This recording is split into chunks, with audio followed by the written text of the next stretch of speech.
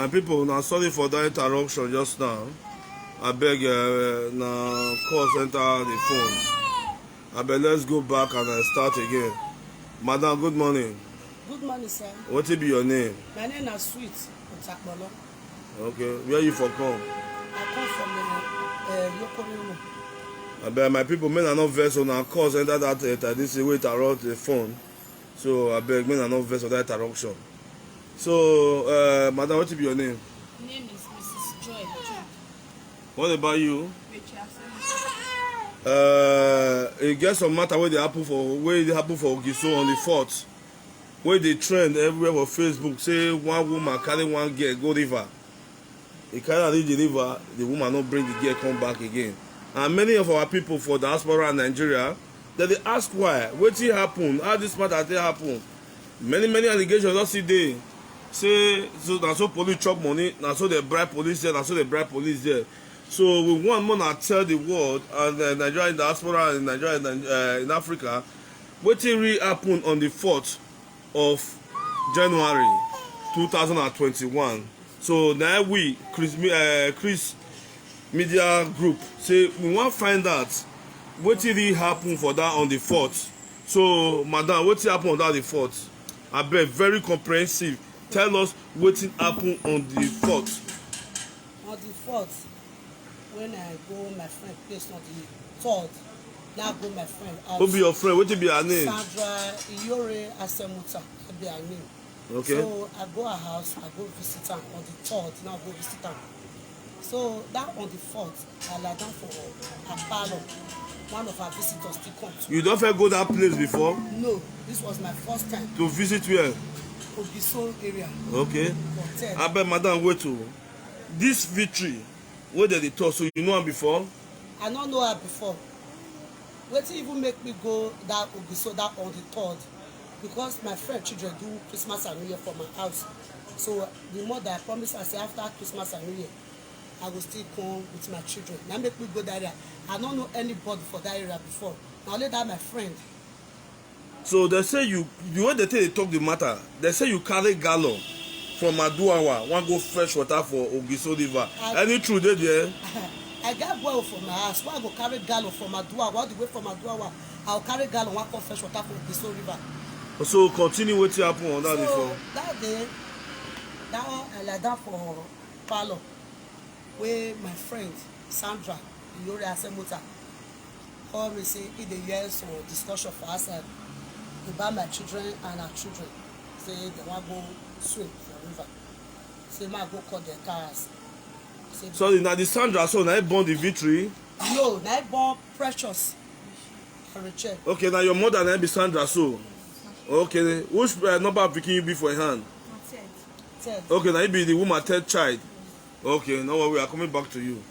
So when I come outside, I don't meet my children.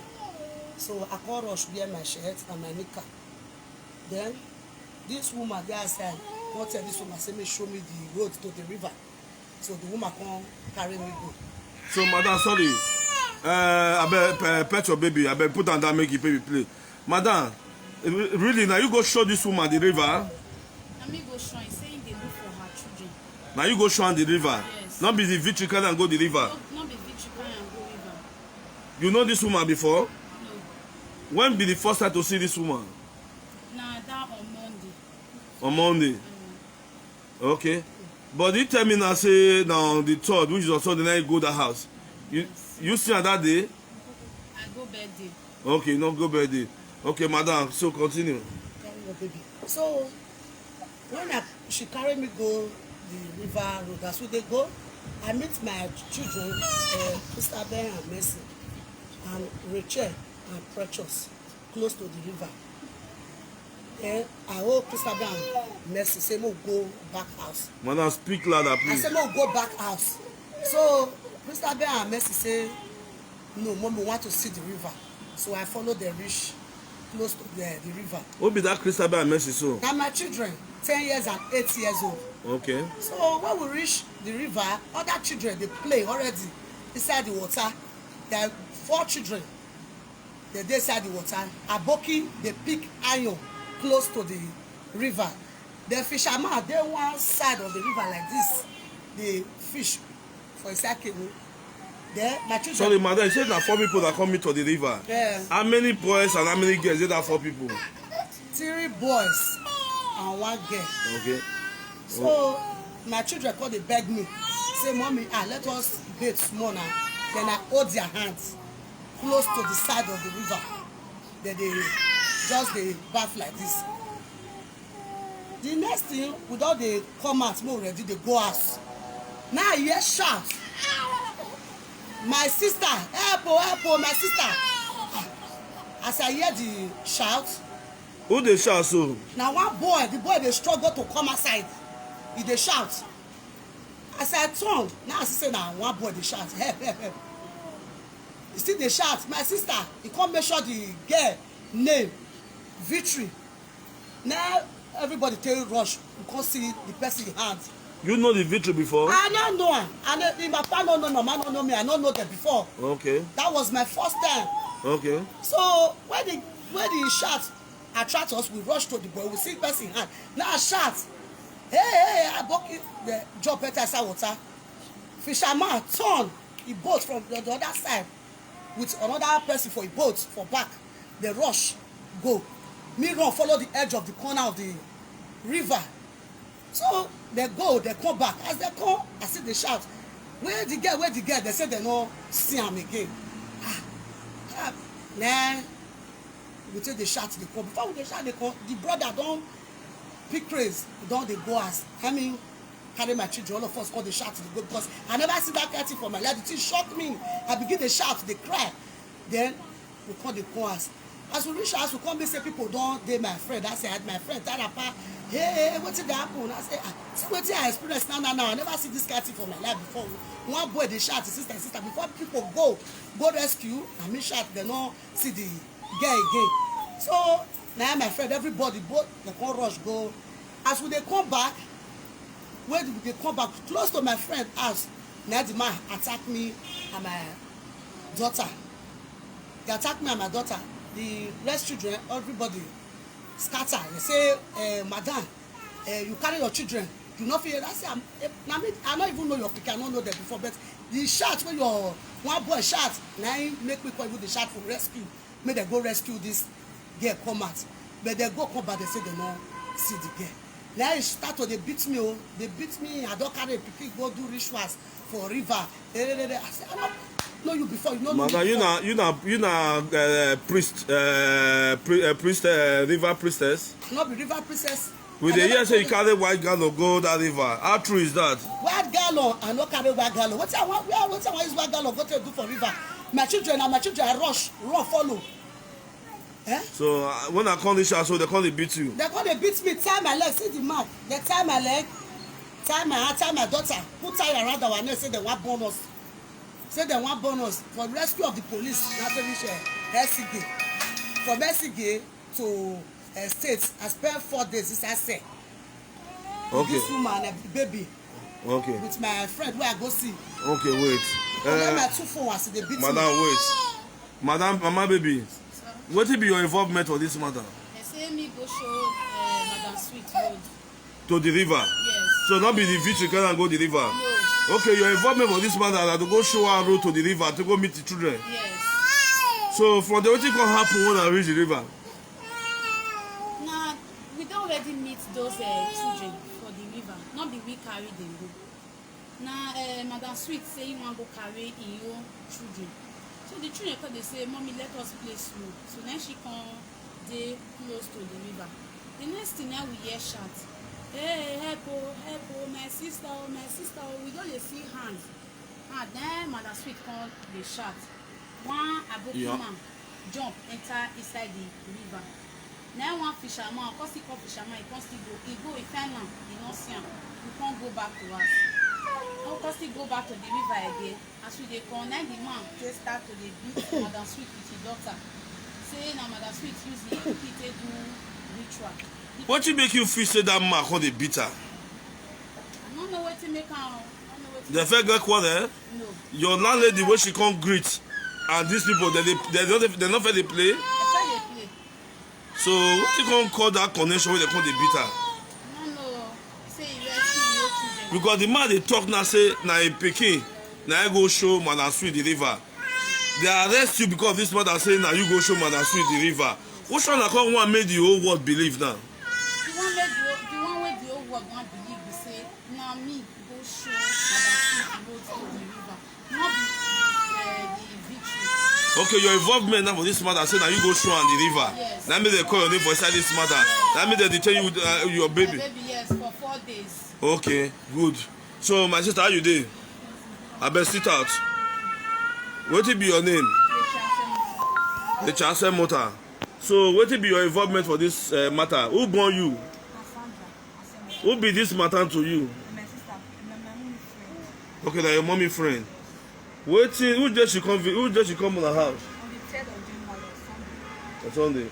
So she dey talk us as na affect their house during Christmas and New Year. How true is that? Yes. Wetin happen from on the 3rd to the river? Abeg tell the whole world make they hear. On the 3rd of January, this woman come meet us You know, see for where our house, that- where I go to their house for Christmas and New Year for there. On the 3rd, he come from our house on the 3rd of January. So on the 4th of January, I think they call us say they want go river. Say na I go show them the river. I can go show them the river. So as we dey go, because say Mama Naomi and the star switch now come meet us for road. So say the Mama meet us say we dey go river. Say yes, say we dey go river. Say no go check when the river then we dey go. Because they go river, me and star switch, all of us come go the river. Now they come meet us for road. Because say something dey for inside the river, victory and the imam and guys. You know this victory before? Yes. How you take know I take dey close to you? Just our neighbor, see their house, see our house. Okay, now I be neighbor for the same Ogiso there. Okay, now so you come greet una. Yes. Okay. So how many of them did that river before now come? Before how many of them are coming for the river that day? Now four. Four of them. And two imam and victory and FA. Four of them for the river. Okay. So what can happen for that river? How they take wetin happen when I say people dey shout about that thing, how that place, man talk how that place, talk how that place be. Star Faith come all our children and sister Ben and Mercy, they come dey jump on side of the river. Because your sister and treasure, come dey jump on side of the river. Mama Naomi come to back at the river, she no enter the river, but we dey side of the river. You know say we come say yes sharp, we wan do more dey go out, we come say yes sharp, we now come dey sharp, my sister and sister. Some people come to fish and me and one aboki, make them go rescue the aboki you jump from the river, come go dey find again, no see the yeah. So if Shabe come back, because they not see the then we come say they go out, because they shot they go out. Oh God, some say people gather for our house, they say that people use the they do ritual. So just like that. So abeg tell the whole world the truth, because not anything wey dey do for this life, there's God at the end. There's God at the end. Tell the whole world the truth. Who carry that victory go river? My brothers now we go see for them, but not people they get. Not una gather comot. No, not people should follow go the river. Okay, who go show Madam Sweet the river? Mama Naomi. That mama baby. Yes. So not be the victory carry Madam Sweet go river. So as they reach us, wetin come make that man come dey beat Madam Sweet? Say use the pikin for ritual. Say if you rescue the rest, why not you rescue the pikin? Say use that for ritual. Say the rest come, pikin not come as. When they talk say use that for ritual. Wait, that the victory house, their victory house now, the victory wey dem dey find, so their house, e dey close to that river. No. I'm 10th Street. 10th street to the river, but na the same Ogiso there. Yes. Okay, that to say na the same environment with the river. Yes. Okay. Wetin people wan see know? Because the man dey say, the girl father dey say na Sweet carry the children go river. Say the children go show Sweet the river. This mama baby, they arrest am now. Since how many days? Say she to the statement say that she go show Sweet a river when the children don comot. How true be that one? Yes, but she go show us and they come meet us for road.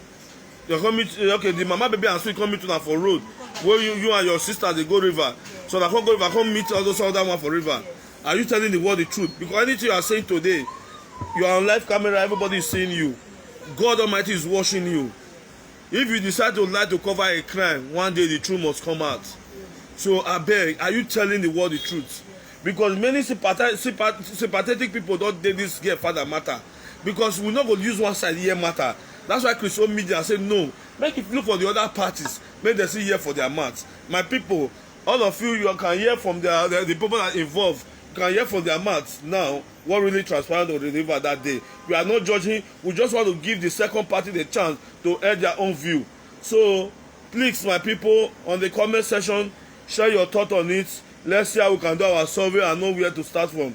So thank you, my people, for watching. Thank you. God bless you.